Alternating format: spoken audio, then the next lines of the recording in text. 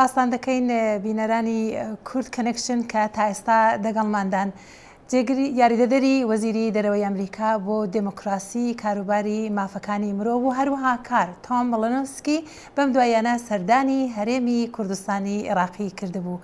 ئەو لە کاتی مانەوەی لەوەی دیداری و چاوپێکەوتنی لەگەڵ ژمارەیەکی زۆر ڕووناکبیر ڕۆژنامەوان و ڕێبەرانی کۆمەلگای مەدەنی کردبوو و هەروەها چاویشی بە ئەندامانی کەمایەتی ئاینی بە مەسیحی و یەزیدی کەوتبوو و هەروەها ئەوانیش نیگەرانی خۆیان لەسەر ڕەوشی خۆیان دەربڕی بوو کە کەوتونەتە بەر پەلاماری تونڕەوانی دەوڵەتی ئیسلامی. بەڕێز مەڵەنۆفسکی دووشەممە لە گفتوگۆی تایبەتی دەگەڵ من باسی دیدارەکەی خۆی دەکرد. لەسەر تا پرسیارم لێ کرد باشە ڕێی ئەو لەسەر هەرێمی کوردستانی عێراق چییە؟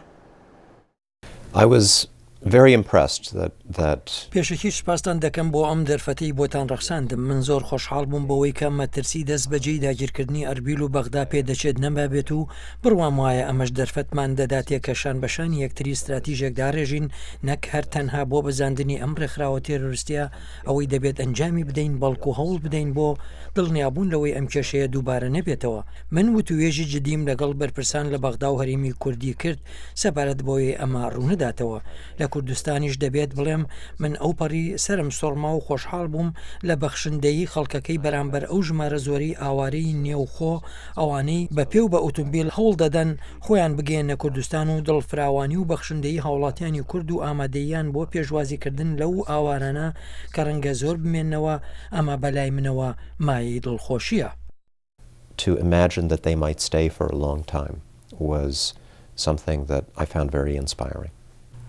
As I was preparing myself for this interview, I was هەرێمی کوردستان شانازی بەوە دەکات بۆتە شوێنی پێکەوە ژیانی پێکاتە جیاجیەکان. ئایا جەنابیشت هەمان بۆ چونتان هەبوو؟ I did, and I see this against the backdrop of a Middle East that is moving in the other direction. بەڵێ من ئەوەی بەدی دەکەم دەرهاوێژەی ئەوەی خۆرهەڵاتی ناوەڕاستە بەرەو ئاخارێکی دیکە دەڕوا کەمایی پەژارەیەکی زۆرە کە زۆر بەشی خۆرهەڵاتی ناوەڕاست لە زۆر لە کۆمەڵگەکاندا جیابوونەوەی ئتنی و تائیفی تێدا ڕوودەدات وەک جیابوونەوەی سوننە و شیعە. لە کوردستان گەیشتمە ئەو دەرئەنجامی نەک هەر تەنها سنگ فراوانیەکی زۆر هەیە بەڵکو خواستی پێکەوە ژیانی هەمەلایانی هەیە واتە ئاینی و ئتنی جیاواز و ئەمەش بۆ کۆمەڵگەیەکی تەندروست کارێکی باشە و بۆ ئایندەی کوردستان و کوردەکانیش باشە. ئێمە گەرەکمانە بارودۆخێک بخڵقێنین تێیدا ئاوارەکانی نێوخۆ بگەڕێنەوە بۆ سەرماڵ و حاڵی خۆیان و کۆمەڵگەی خۆیان جا بۆ دەوروبەری شنگال بێت یان مووسڵ. بەڵام هاوکات من بڕوام وایە کە کوردستان بەهێز دەبێت لە ڕێگەی تێکەڵبوونی لەگەڵ ژمارەیەکی زۆر لە خەڵکانی کەلتوری جیاواز. Linguistically, politically, historically. Also, there are some concerns, especially نیگەرانی هەیە لەلایەن کەماتەکانی وەک مەسیحیەکان و یەزیدیەکان کە ئەگەر داعشیش بڕوات گروپی هاوشێوە دێن. باشە ئەمریکا بە شێوەیەک یارمەتی عێراق و کاربەدەستانی کورد دەدات ئەمە ڕوونەدات. Well, first we have to defeat ISIS. That's the first task. یەکەم دەبێت ئێمە شکست بە داعش بێنین و ئەمە یەکەمین ئەرکە. دەشبێت دڵنیابین لەوەی کە دوای ئەوەی ئەم کۆمەلگانە لەم تیرۆریستانە پاک دەکرێنەوە جا لە شنگال بێت یان مووسڵ یان تەلعفەر یان هەر شوێنێکی دیکە ڕۆڵی حکومەت و پۆلیس دەست پێ دەکات و خزمەت گوزاری وەگەڕ دەخرێتەوە. ئەمەش بە شێوەیەک دەکرێت کە ڕێز لە دەسەڵاتی خۆجێیی بگیرێت. جا کاتێک مەسیحیەکان دەگەڕێنەوە بۆ ناوچەکانیان و ئێزیدی و شەبەک کە دەگەڕێنەوە شوێنەکانیان وا هەست بکەن خۆیان بەرپرسیان و چارەنووسیان لە دەستی خۆیاندا دەبێت. بەرپرسیارەتیان لە ئەستۆدا دەبێت بۆ پاراستنی خۆیان و ئاسایشیان. هەر بۆیە ئێمە پێویستمان بەوەیە کە حکومەتی بەغدا ڕێز لەوە بگرێت. هەروەها پێویستە هێزی پێشمەرگەش ڕێز لەوە بگرێت و کار لەگەڵ ئەو دەسەڵاتە خۆجییانە بکات و هەست بە خاوەنێتی ڕزگارکردنی خۆیان بکەن. We're also going to need the Peshmerga to respect that and to work with these local communities so that they feel that sense of ownership of their own liberation. ئایا ئەوە مانای وایە هێزی پاراستنی خۆجێیی خۆیان ئەوەی بە هێزی ملیشان ناو دەبردرێت دەیان بێت؟ What we hope is that ئەوەی ئێمە هیوای بۆ دەخوازین ئەوەیە کە ئەوان ڕۆڵیان لە هێزی ئاسایشیدا هەبێت ئەوەی کۆمەڵگەکەیان دەپارێزێت لە چوارچەوەی پێکهاتەیەکی گەورەتردا ئەمەش مەبەستی بیرۆکەی یاسایی پاسەوانیە ئەوەی لە عێراق بەم دوایانە تاوتێکراوە. ئێمە نامانەوێت هێز بێت و لە نێو ئەم جێگایانی ئەم کۆمەڵگانەدا بمێنەوە ئەوەی بە کەسانی غەریبتیان دەڕوانرێت. ئێمە دەمانەوێت خەڵکانی ئەو کۆمەڵگانە بەشداریان هەبێت و گەرەکیشمان نییە کە ئەو خەڵکانە لە پێکهاتەی نیشتیمانی جیا بکرێنەوە و تێیدا هەموو کەس بە گوێرەی یاسا بەرپرسیارە. structure in which everybody is held accountable under the law. لە کاتی سەردانەکەتان چاوتان بە ژمارەیەک خەڵک کەوت لە ناویان ڕێبەرانی مەدەنی و ڕۆژنامەوانان باشە نیگەرانیان چی بوو؟ Well, they are concerned in both Baghdad and Erbil that ئەوان لە بەغدا و لە هەولێر نیگەران بە تایبەت لە ئێستادا کە هەڕەشەیەکی گەورە هەیە لە دژمنێکی ڕاستەقینە ئەم هەڕەشەیەش وەک بیانوویەکی دیکە بەکار دەهێنرێت بۆ بربەستکردنی ڕادەربڕین و بربەستکردنی ڕۆژنامەوانی و بەڕای من ئەمە نەک هەر تەنها هەڵەیە بەڵکو دەرئەنجامی پێچەوانی دەبێت لە ڕوانگەی شەڕکردن لە دژی داعش. ئەگەر بیر لەوە بکەیتەوە کە ئایا ئەم تێرۆریستانە زیاتر لە دژی چین و زیاتر ڕقیان لە کێیە، ئەم تێرۆریستانە ڕقیان لە کۆمەڵگەی سیڤیلە و ڕقیان لە ئازادی ڕادەربڕین و بیر و باوەڕە. ئەگەر چەکدارانی داعش سبەینێ بچنە ئەربیل یان بەغداوە یەکەم خەڵکان کە دەیان کوژن چالاگوانانی مەدەنی دەبن، جا هەر بۆیە ئەم کەسانە لە ئێستادا دەبێت ئەو پەڕی بپارێزرێن. سەبارەت بە کوردستان بە تایبەت ئەو شوێنەیە لە ڕوانگەی مێژوویەوە کە تێیدا سنگفراوانی هەیە و تێیدا بڕێکی زۆری ڕوانگەوی بۆچوون هەیە و هەروەها دیبەیتی سیاسی هەر بۆیە کوردەکان هێندە پشتیوانی دەکرێن. with them in this moment of danger, that has to be preserved. As you know, Kurdish region has a lot of other challenges. The issue of corruption, I'm sure it was raised with you. هەر وەک دەزانن هەرێمی کوردستان ئاستەنگی تریشی لە بەردەمن ڕێکەوتنی لەگەڵ بەغدا جێبەجێ نەکراوە بە پێی کوردەکان. باشە چۆن ئەمریکا دەتوانێت یارمەتیان بدات لە نەهێشتنی مەسەلەکانی وەکو خزمێنەیە گەندەڵی و هەروەها لە بواری بەڕێوەبردننی باش؟ Well, the most important thing is گرنگترین شت ئەوەیە کە کەش و هەوای کوردستان بپارێزێت بۆ ئەوەی کوردەکان خۆیان بەرەنگاری ئەم ئاستەنگانە ببنەوە. بەبێ ڕۆژنامەوانیەکی ئازاد ناتوانرێت بە گشت گەندەڵیدا بچیتەوە. هەروەها بەبێ کۆمەڵگەیەکی سیڤیلی سربەخۆ ناتوانرێت شەڕ لە دژی گەندەڵی بکرێت. ئەو کۆمەڵگەیی پەردا لە ڕووی کێشەکاندا هەڵدەماڵێت و گفتوگۆی لە مەڕ بکات و هەروەها کاتێک حکومەت شایستەی ڕەخنە لێگرتن بێت ڕەخنەی لێ بگیرێت بەبێ ترس لەوەی کە سزا بدرێت یان دەستگیر بکرێت یان بکوژێت. ئەگەر ئەم دام و دەستگایانە تەندروست بن بەڵێ ناوبەناو گەندەڵی دەبێت بەڵام خودی کۆمەڵگە دەتوانێت ئەم کێشەیە چارەسەر بکات. بە بڕوای من ڕۆڵی سەرەکی ئێمە ئەوەیە هانی دۆستانمان لە سەرانسەری عێراق بدەین لەوانە لە کوردستان کە پارێزگاری لەم ئازادیانە بکەن ئەوەی خەڵکانێکی زۆر لە پێناویدا خەباتیان کرد و گیانیان بەخشی. Can you talk about the ideological fight? بێجگە لە شەڕی بەرەکان شەڕی ئایدۆلۆژیش دەبێت بکرێت بە دژی داعش. چێ دەبێت پێشەنگی ئەم شەڕە بێت؟ ئایا مەلاکان و مسلمانەکان خۆیان؟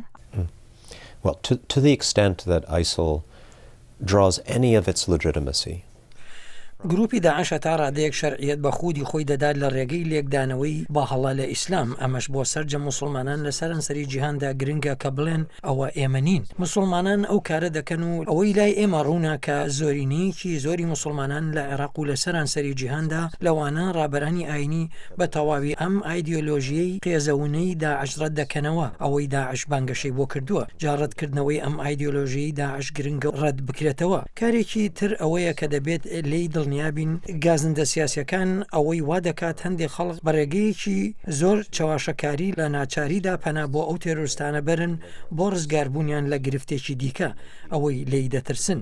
بۆ نمونە ئێمە لە مووسڵ ناتوانین سەرکەوتن بەدەستبێنین ئەگەر سونەکانی ئەم شارە لە حکومەتەکەیان زیاتر لە چەکدارانی داعش بترسن. هەر بۆیە زۆر گرنگە کە پیشانی ئەو خەڵکە بدرێت کە حکومەتی عێراقی حکومەتێکی گشتگیر دەبێت و ئەو حکومەتەی لەلایەن گروپی میلیشیاکانەوە پێشێل کراوە لەوانە میلیشیا شیعەکان ئەو میلیشیانە کۆت و پەیوەند دەکرێن لەبەر ئەوەی پێویستمان بەوەیە هاوڵاتیان لەگەڵماندا بن.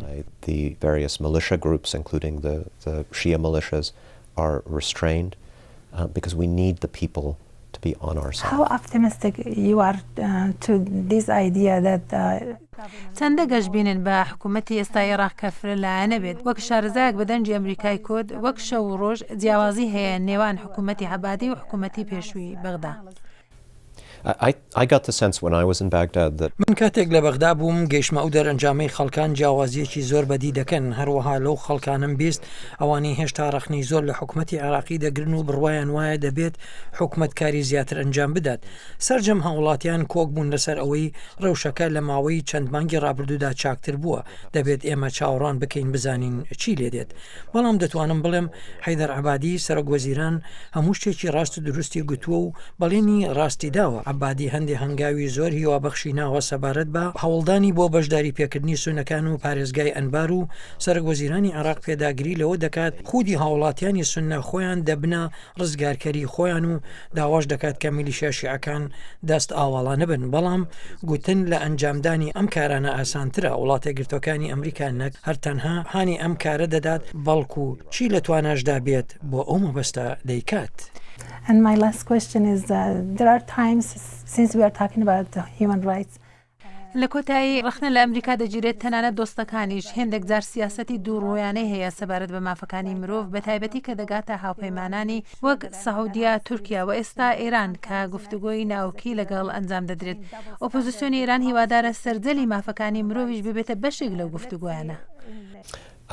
It is part of the conversation between the United States and ئەوە بەشێکە لە وتوێژەکانی نێوان وڵاتە گرتوەکانی ئەمریکا و ئێران. جۆن کێری وەزیری دەرەوەی ئەمریکا لە ئەنجومەنی مافەکانی مرۆڤ لە جنێڤ گوتی ئێمە هەنگاو بەرەو دەرکردنی یاسایەک دەنین بۆ ڕەخنەگرتن لە ئێران بەهۆی پێشێلکردنی مافەکانی مرۆڤ. سەبارەت بە دۆزی عەرەبستانی سعودی ئێمە ئێستا زۆر دڵگرانین. بۆ نمونە لە کەیسی بلۆکار بە داوی ئەوەی سزای 1000 جەڵدە درا ئەمەش بەهۆی ڕادەربڕینی خۆی. ئێمە زۆر هەوڵ و کۆشش دەدەین کە دۆستانمان لە سعودیە ڕازی بکەین نەک هەر تەنها ئەو سزایە بەسەریدا جێبەجێ نەکات بەڵکو بەگشتی سعودیە زیاتر ئاواڵە بێت لە سایی پاشای نوێی وڵاتدا بە هەمان شێوەش بۆ تورکیا و بۆ هەموو هاوپەیمانانی نزیکمان. ئێمە هەوڵ دەدەین بۆ بەردەوامبوونی بێکەم و کورتی و من دڵنیام بە ئەنجام نەگەێنراوە بەڵام دەتوانم بە بڕواوە بڵێم کە تەنانەت لەگەڵ دۆست و هاوپەیمانانمان کاتێک پێشێلی مافەکانی مرۆڤ دەکەن ئەمریکا لیان دێتە دەنگ. I'm sure that we do not achieve it, but I think I can say with confidence that even with our closest friends and allies, when they violate human rights, the United States does speak out. زۆر سپاسی جەنابەت دەکەم بەڕێز تۆم میلۆنۆفسکی یاریدەدەری وەزیری دەرەوەی ئەمریکا بۆ کاروباری دموکراسی مافەکانی مرۆڤ و کار. Of course. My pleasure.